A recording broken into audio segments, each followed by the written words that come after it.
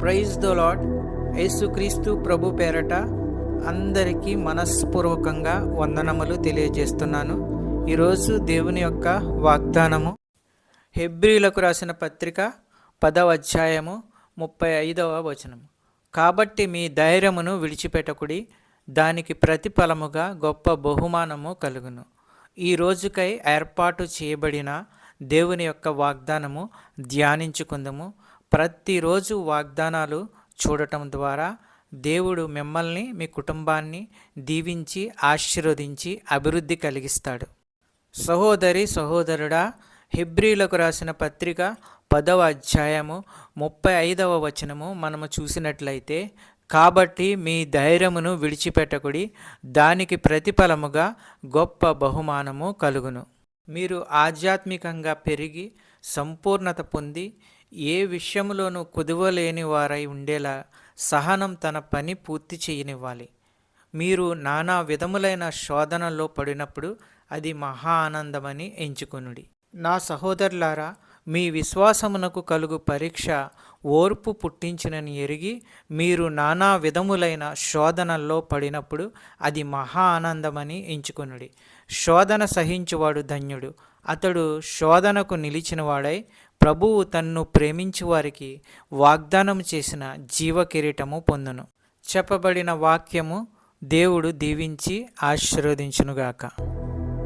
వాక్యమును బట్టి ప్రార్థించుకుందుము. పరిశుద్ధుడు పరిశుద్ధుడు అని వేలాది దూతల చేత కొనియాడబడుచున్న దేవా, ప్రేమాస్వరూపి, నీకు వేలాది స్తోత్రాలు, వందనములు తెలియజేస్తున్నాము.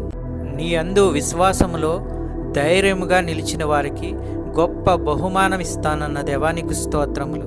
మీ యొక్క వాగ్దానాల ద్వారా మాతో ప్రతిరోజు మాట్లాడుచున్న అమూల్యమైన మాటలను బట్టి, ఆదరణ మాటలను బట్టి వందనములు తెలియజేస్తున్నాము. ఎందరైతే బిడ్డలు ఏ సమస్యల్లో ఉన్నారో, ఇరుకుల్లో ఉన్నారో, ఇబ్బందుల్లో ఉన్నారో, మీరే వారి సమస్యల నుండి విడుదల దయచేయండి.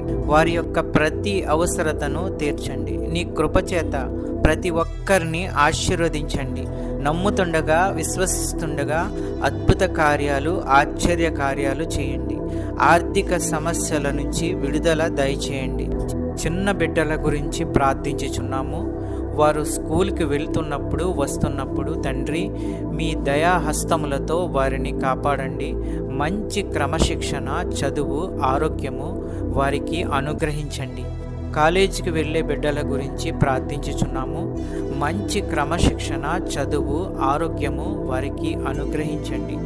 జాబు ప్రయత్నంలో ఉన్న వారి గురించి ప్రార్థించుచున్నాము. మంచి ఉద్యోగము వారికి అనుగ్రహించండి. సంతానము లేని వారి గురించి ప్రార్థించుచున్నాము. ఆ కుటుంబంలో బిడ్డలను అనుగ్రహించండి, సంతానము అనుగ్రహించండి. అద్భుత కార్యాలు, ఆశ్చర్య కార్యాలు చేయండి. అనారోగ్యంతో ఉన్న వారి గురించి ప్రార్థించుచున్నాము. వారికి ఉన్న ప్రతి అనారోగ్యాన్ని తీసివేయండి, బాగు చేయండి. మంచి ఆరోగ్యము కలిగించండి. ప్రతి విధమైన వ్యాధులు స్వస్థపరచండి.